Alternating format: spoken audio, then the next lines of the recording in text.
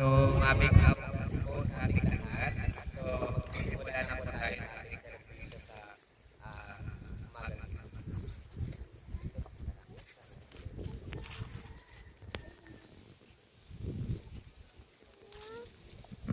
Bali bago yun. Ayun.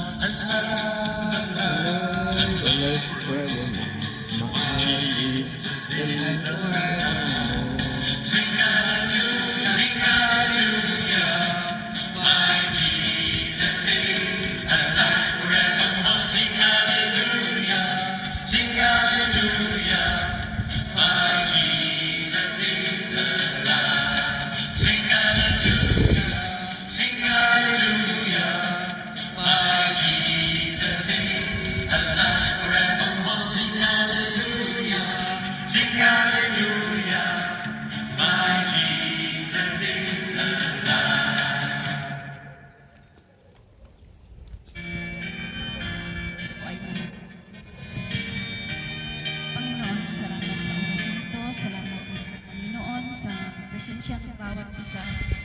At salamat din sa lugar na ito kung saan matutunghayan namin ang pagsikat ng araw. At ito po ay isang simbolo rin po sa aming buhay. Kung kami man po ay naranasan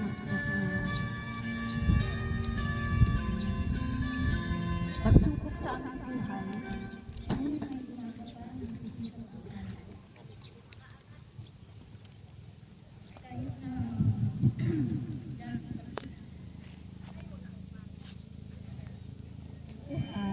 hindi man sa aming buhay, pagsamantala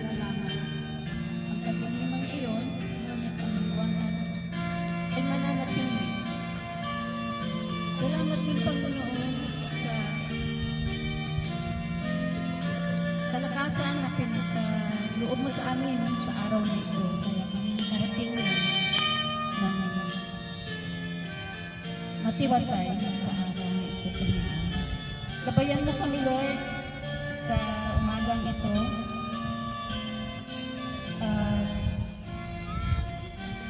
Gabayan mo kami hanggang kami ay matatapos sa ating simba.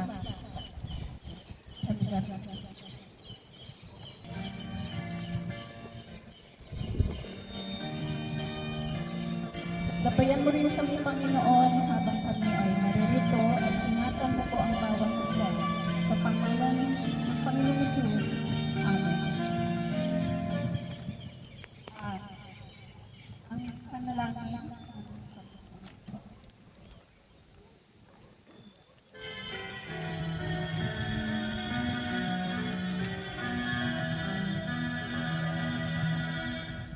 Sa dakilang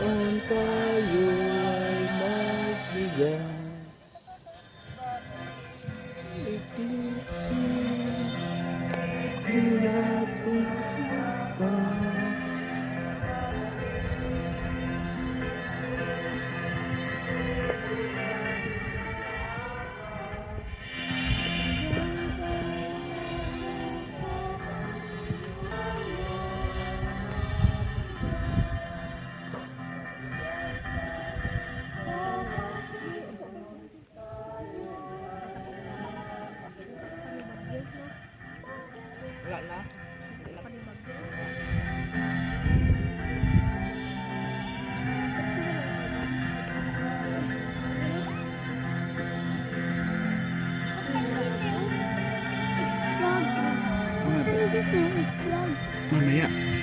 Mamaya pa yun. Mama.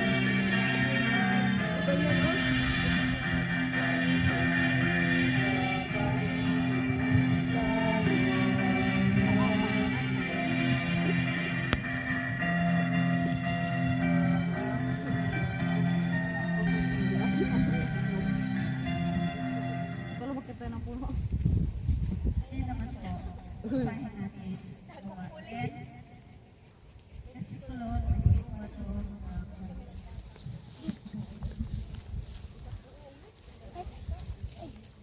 Salita sa ito. Ngayon po nakusap, naunawaan, na tangi ang Diyos. Nalulugod siya sa sinumang takot sa kanya at lumagawa ng pagpunin. Dahil saan mang basta. Binigay ng Diyos ang kanyang salita sa mga Israel. Pinakayag niya sa kanila ng kapayapaan sa pamamagitan na siyang Panginoon ng lahat. Alam ninyo ang nangyayari sa ganap sa buong lupain ng mga Hudyo na nagsimula sa pagkatapos ng aral ni Juan dahil sa bautismo. Alam ninyo ang tungkol kay Jesus na Nazaret at kung paano pinilit siya ng Diyos at pinuspos ng Espiritu Santo at ng kapangyarihan. Alam din ninyo na pumunta siya sa iba't ibang dako upang gumawa ng kabutihan sa mga tao at pagalingin ang lahat na pinapahirapan sa dako. Nagawa niya ang mga ito sapagkat kasama niya saksi kami sa lahat ng ginawa niya sa lupain ng mga Hudyo at sa Jerusalem. Siya ay pinatay nila, siya ay pinako nila sa krus. Ngunit,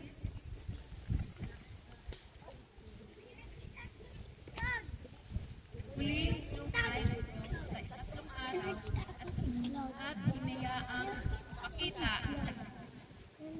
Hindi sa lahat ng tao, kundi sa aming mga pamilya ng Diyos bilang mga saksi na nakasama ng kumain at uminom matapos siya ay pinagbuhat. Inatasan niya kami ng aral sa mga tao at magpapatuo na siya ang tunalaga na magpapatuo ng mga buhay at mga patay. Siya ang tinutukoy ng mga propeta ng kanilang pakayag na ang bawat sumampalataya sa kanya ay tatanggap ng kapatawaran at kapatawaran sa kanilang kasalanan sa pamamagitan ng kanyang ulat.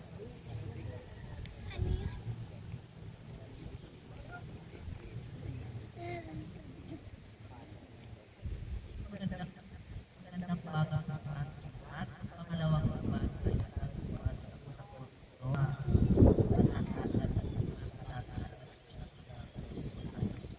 kung ang pag-asa natin kay Kristo ay para lamang sa buhay nito, tayo na ang pinakakawawa sa lahat ng tao. Ngunit sa katunayan, si Kristo muling buhay at ito'y nakilayan na muli ng buhay sa kung paano dumating ang kamatayan sa pamamagitan ng salita, gayon din naman dumating ang muling pagkabuhay sa pamamagitan din ng isang tao. Sapagkat kung paanong namamatay ang lahat dahil sa kanilang kaugnayan kay Adan, gayon din naman mabubuhay ang lahat dahil sa kanilang kaugnayan kay Kristo. Ngunit ang bawat isa ay may kanya-kanyang katanggap. Si Kristo ang pinakauna sa lahat, pagkatapos ang mga kay Kristo sa mga palito niya. At darating ang wakas kapag naibigay na ni Kristo ang kaharian sa Diyos, pagkatapos niyang malupit ang lahat ng paghahari, pamahalaan at kapangyarihan.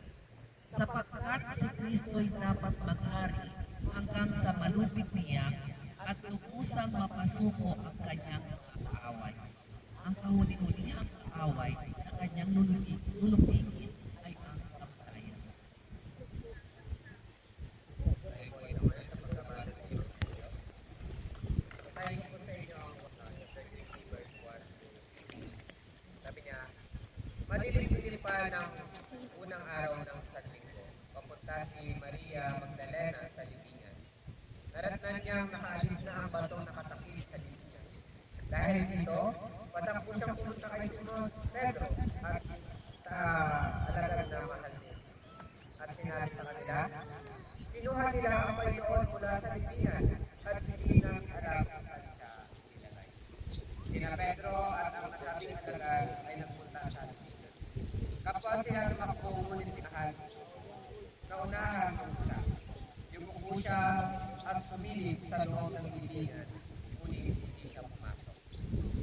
Nakita niya nakalagay doon ang silang pino. Nang dumating si Simon Pedro, patuloy-tuloy siyang pumasok sa libingan at nakita nito ang mga pino, silang pino. At panyong pinalot sa ulo ni Jesus. Ang panyo ay hindi kasama sa mga silang pino, kundi nakahiwalay at nakatiklop sa isang at. Pumasok din ang alagad na naunang dumating at nakita niya ito. At siya'y naniwala. Hindi pa nila naunawaan noon na si Jesus ay kailangan muling mabuhay ayon sa kasulatan. At muli ang mga alagad sa kanilang mga tahanan. Si Maria ay nakatayong umiyak sa labas ng libingan. Habang umiyak ay yumuko siya at sumilip sa loob. May nakita siyang dalawang anghel na nakadamit ng puti at nakaupo sa pinaglagyan ng bangkay ni Jesus. Sa gawing ulunan at ang isa naman ay Pa, nasaan yung sa kanan. itlog? Tinanong Nandun nila yung si itlog. Maria, Oo, pabayaan mo. babae, bakit ka umiiyak? Sumagot siya, kinuha nila ang aking Panginoon at hindi ko alam kung saan siya nilagay. Pagkasabi nito'y napalingon siya at nakita niya si Jesus na nakatayo roon, ngunit hindi niya nakilala si Jesus ito. Tinanong siya ni Jesus, babae, bakit ka umiiyak? Sino ang hinahanap mo? Akala ni Maria, ang kausap niya ang hardinero. Kaya tinanong niya, Ginoo, kung kayo po ang kumuha sa kanya, bakit po nga po ninyo sa akin kung saan nyo ilalagay at ilalagay at kukunin? Maria, sabi niya. Umarap siya at kanyang sinabi sa wikang Pedro, Brad, na ang ibig sabihin ay ito. Sabi ni Jesus, huwag mo akong hawakan sapagkat hindi pa ako nakakapunta sa Ama. Sa halip, pumunta ka sa aking mga kapatid at sabihin mo sa kanila na aakyat ako sa aking Ama at inyong Ama na aking Diyos at ang inyong Diyos. Kaya si Maria Magdalena ay pumunta sa mga alagad at pinalita sa kanila. Nakita ko ang Panginoon at sinabi rin niya sa kanila ang sinabi sa kanya ng Diyos. The word of the Lord.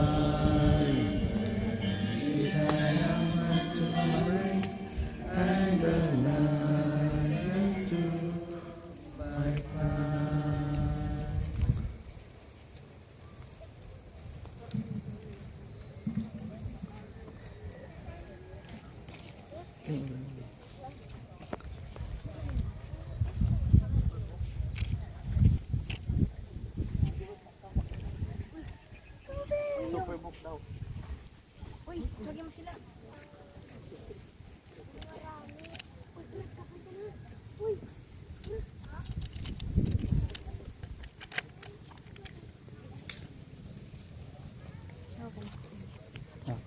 yun.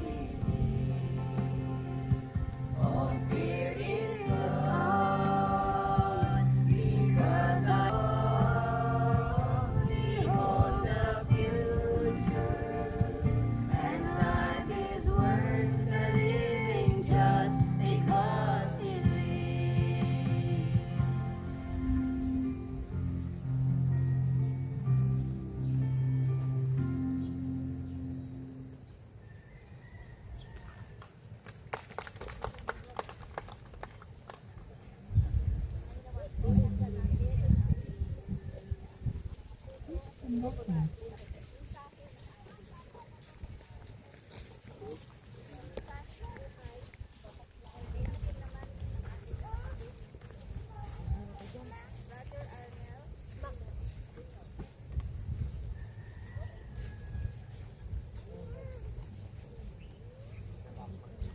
naman po siguro.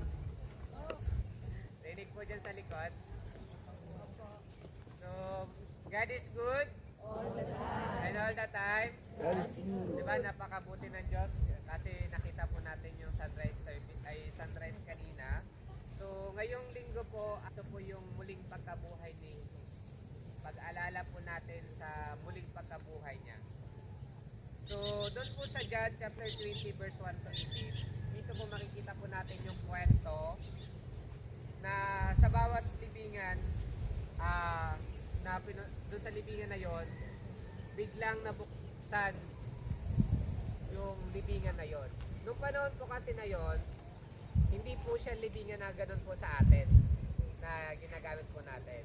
Ang gamit po nila noon, kuweba at tinan ng malaking bato. Pero nung tinignan po nila Maria Magdalena yung kuweba na yon or yung libingan, wala na yung bangkay. So makalipas ng 3 araw, muling nabuhay si Jesus. Sa bawat libingan may kwento ng pagluluksa. Ngunit sa libingan ni Jesus, may kwento ng tagumpay. Ngayong araw, ating balikan ang tagpo sa John 20 na kung saan yung kalungkutan ay napalitan ng kagalakan. At ang takot ay naging tapat dahil si Kristo ay muling nabuhay.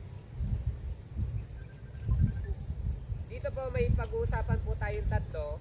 Una po, ang isang malungkot na paghahanap. Sabi ni Maria, kinuha nila ang Panginoon mula sa libingan. Akala ni Maria, wala na doon si Jesus. Akala nila linipat nila. 'Di ba kapag matagal na yung kalansay doon sa anong tawag ba doon? Pansyon, 'di ba tinatanggal po 'yun ng mga mga namamahala po sa sementeryo. So tatanggalin po nila 'yon tapos pwede yung palitan.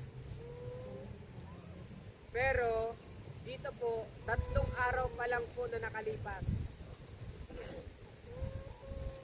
3 araw pa lang po at biglang nawala yung bangkay. Siguro naman po hindi pa siguro na nag-aagnas yung katawan ni Jesus kung ano talaga siya. Hindi pa siya nag-aagnas sana. Pero dito, akala ni Maria, kinuha siya or kinuha ng ibang tao yung bangkay ni Jesus. Sabi niya nga, si Maria Magdalena ay bingan habang madilim pa po. Isang eksena ng bighati. Ang puso niya ay puno ng lungkot kasi inisip niyang patay na ang kanyang Panginoon. Akala niya patay na ang Panginoon, pero nakita niya na walang laman yung libingan. Isipin po ninyo, nagpunta po kayo sa puntod ng mahal nyo sa buhay. At pagdating nyo ay walang bangkay na madadatnan po ninyo. Ano kaya yung mararamdaman po natin? Puno siguro ng galit, takot, gulat, at pangungulila. Ganyan yung naramdaman po ni Maria nung nalaman niya na wala na yung bangkay ni Jesus nung nandun siya sa libingan, dumating siya sa libingan. Katulad natin, maraming beses na tinitignan natin si Jesus sa maling lugar.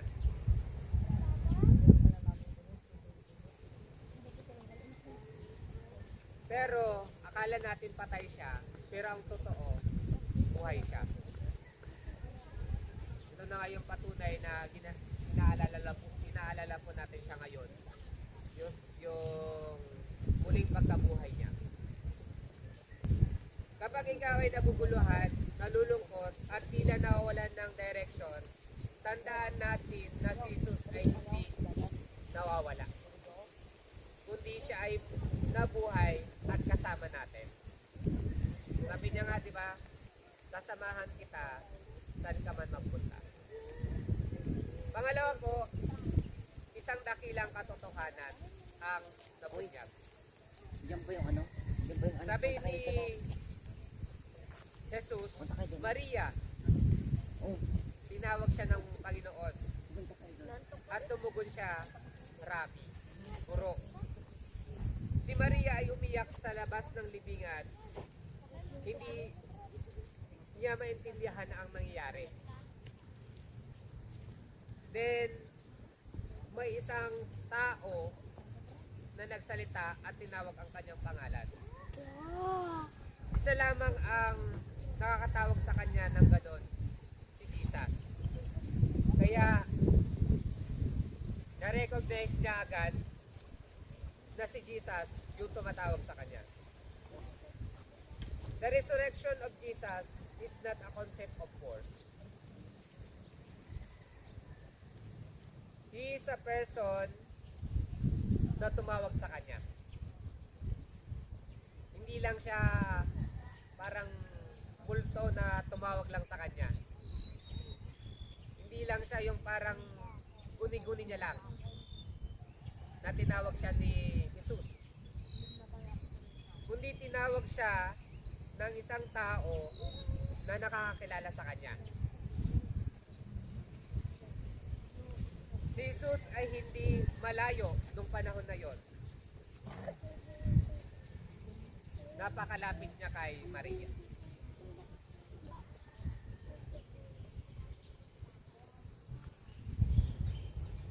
Dito, may isang batang nawawala sa mall. Nakita niyo, na-try niyo na bang ano, yung parang anak po ninyo nawala po sa ano, sa mall or sa isang lugar, nakasama niyo po siya. Di ba? Siguro yung bata kapag naligaw, iiyak yan. Sobrang iyak niya at nalulungkot. Kasi siyempre nahiwalay siya dun sa magulang niya. Pero nung nakita ng bata yung mama niya, patakbo siyang yumakap dun sa magulang niya. Ganon din po yung ginawa po ni Maria. Nung nakita niya si Jesus, patakbo siyang yumakap kay Jesus. Pero pinagbawalan siya ng Panginoon. Katulad natin, narinig mo na rin ba yung tinig ng Diyos sa puso mo? Tinatawag tayo, hindi sa manatili tayo sa lungkot, kundi upang sumampalataya tayo na siya ay muling nabuhay at minamahal niya tayo. Sabi mo nga sa tabi mo, Jesus ay muling nabuhay. Yun. Pangatlo po at panghuli, isang panibagong misyon ang pinagkatiwala sa atin. Sabi niya, pumunta ka sa mga kapatid ko at sabihin mo sa kanila. Hindi natapos ang kwento ni Maria sa pagpapakita lang ni Jesus. Binigyan siya ng bagong layunin, maging tagapagdala ng mabuting balita. Christ's resurrection lead to a mission. Tayong lahat ay nakaranas ng muling pagkabuhay ni Jesus at tayo ay tinatawag upang maging saksi. Tulad ng mga sundalong pinadala sa mga misyon, tayo rin ay tinawag upang magbalita. Si Jesus ay buhay at mayroong pag-asang binigay. Nung nakaraan, takot na takot ang mga alagad nung nalaman nilang pinapatay at pinapako si Jesus sa krus. Pero nung nalaman nila na muling nabuhay si Kristo, Ano yun? nagkaroon sila ng pag-asa. Kaming Huwag gula. nating ikahiya ang ebanghelyo Gula. dahil ang mundo, kailangan nila ang Sabi ating ko tagapagligtas. Ha? Tandaan natin na sa pangatlong araw, matapos siyang mamatay, ay muli siyang binuhay. Doon po sa Israel, ang paniniwala po nila, hindi binuhay muli si Jesus. Hindi siya muling nabuhay. Kasi ang pamalita doon, ninakaw ng mga alagad yung bangkay. Pero ang totoo, kahit ilang tao ang kaya magpagulong doon sa bato na nakatakip doon sa kuweba, hindi nila kayang igulong yon. Maliban na lang kung merong makapangyarihang bagay na kayang maglipat ng bato na yon. Dito, makikita natin sa linggong ito na si Jesus ay muling binuhay. Ang muling pagkabuhay ni Jesus ay hindi lamang para sa linggo ng pagkabuhay, kundi ito ay pang-araw-araw na alalahanin natin. Kaya nga po tayo lagi pumupunta sa church. Sa 1 Corinthians chapter 15 verse 17, at kung si Kristo ay hindi muling binuhay, ang iyong pananampalataya ay walang kabuluhan. Kaya binuhay muli si Jesus upang ang ating pananampalataya ay mabuhay. Siya ay buhay at ngayon ay gumagabay sa atin. Sa pangalan ng Ama, Anak at Espiritu Santo.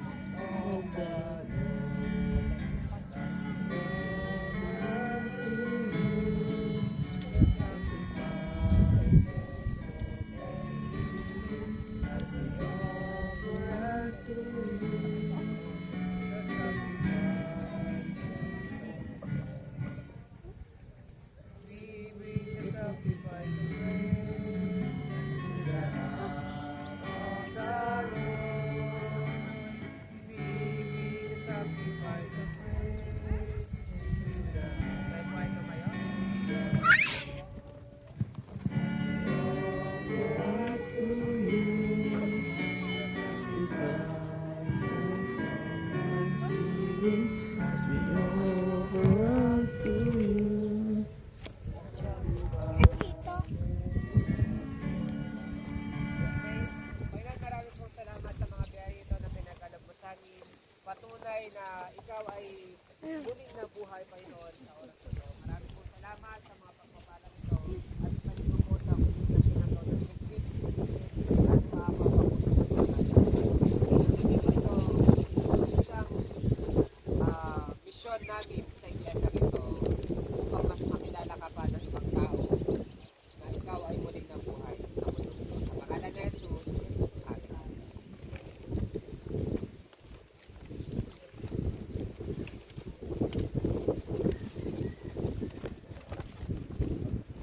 God is good and all the time. So, mamaya po, pagkatapos po natin ng service, meron po tayong magsasalusaluhan. So, announcement po sa mga teacher po ng BCS, meron tayong reading sa April 28 to 30 sa Balipo. Ito po ay joint HIPAC. At sa April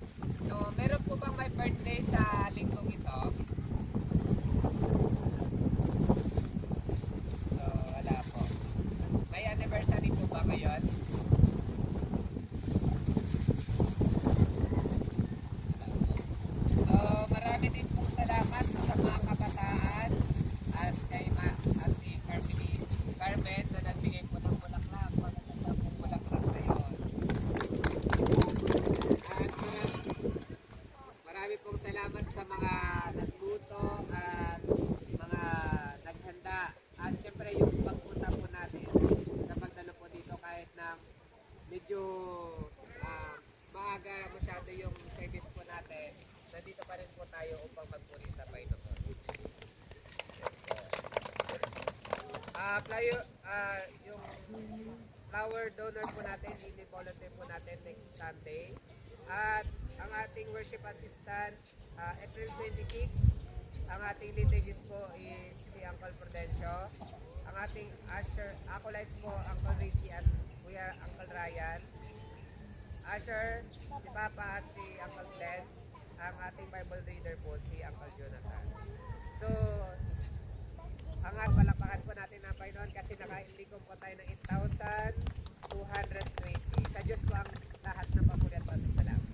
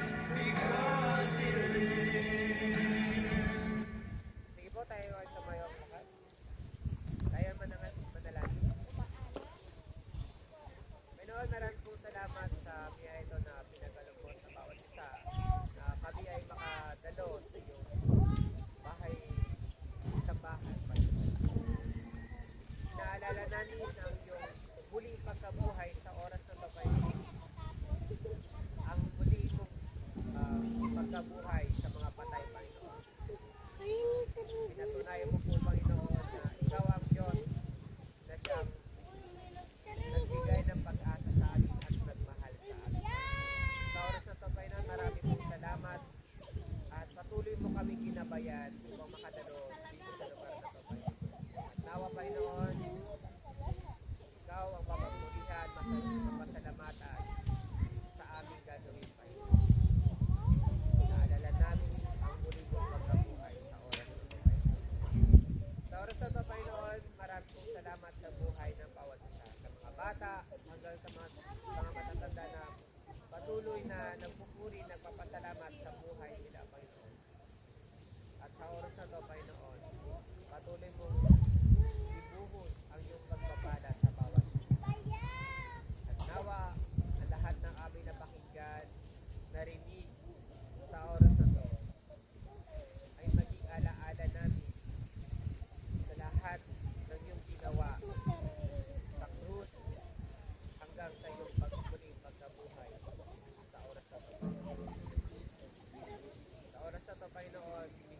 namin ang lahat ng papuri dahil alam namin na walang silbi ang aming pananampalataya kung hindi ka muling nabuhay, Panginoon. Kaya patuloy kami nagpapasalamat sa alay mong buhay, Panginoon. Patawarin mo kami sa mga aming pagkakasala, Panginoon, upang karapat dapat kami lumapit sa iyo at tawagin kami. Yabot mo ang kamay sa bawat isa, Panginoon, at comfort sa bawat isa. Pinupuri ka namin, pinapasalamatan sa pangalan ng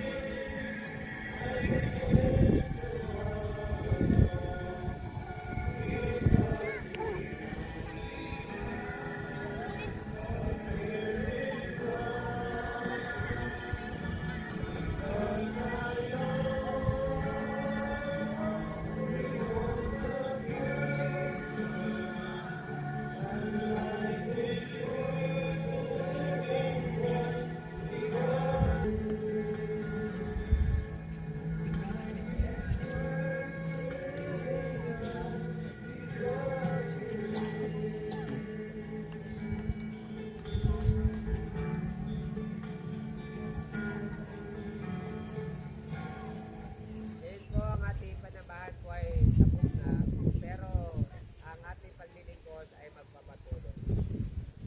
Mga kapatid, sumayin niyo nawa ang lahat ng kagandahang loob ng ating Panginoong Jesucristo, ang muling pagkabuhay niya ngayon at magpakailanman.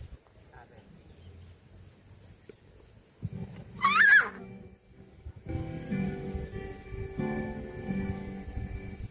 And forth my blessing, for to make the test, the people of Daniel is dwelling in me.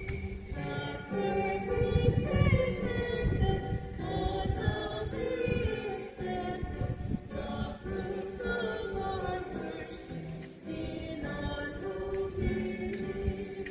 The sin of the representing Lord blessing, no blossom in action, for God and for all. God's mercy and kindness and love shall unite to work for God's kingdom and serve us all.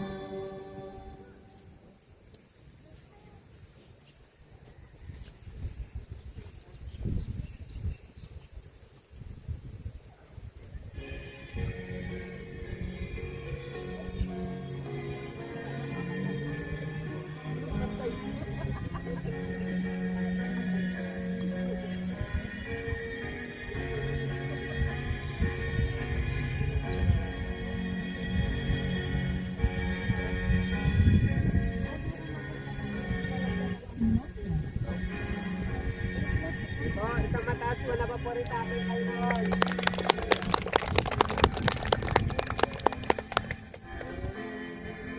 Sige po, tayo po tayo lahat. With the love of the Lord. So, lapit na lang po natin dito yung mga upuan po natin kasi medyo mainit na po dito. Iba na po tayo. Tapos, siling po natin kay Pastor Jomar. Ay, punta kay mama, mag-anap na lang.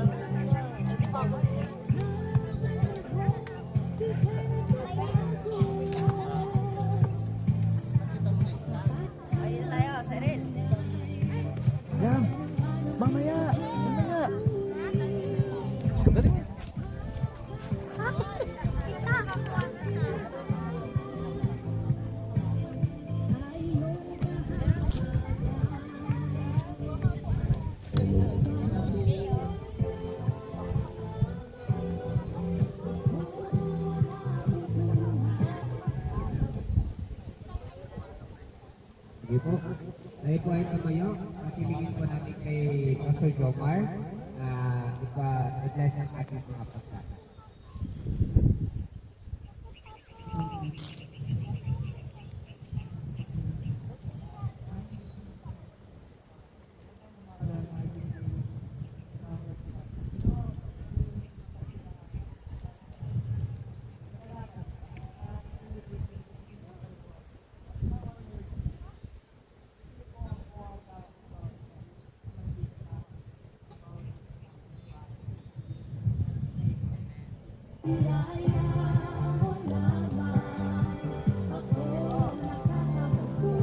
Ay, siguro po kumuha ng mga pagkain ng atin. Yung mga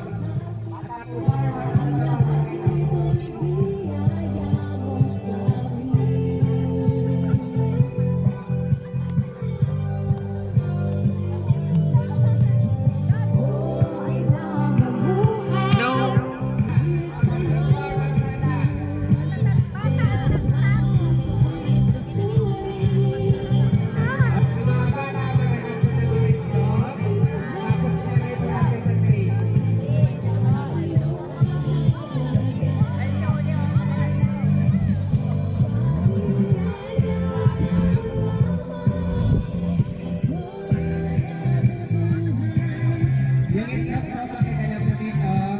Tapos, hawakan nyo kung ilan yung nakuha nyo.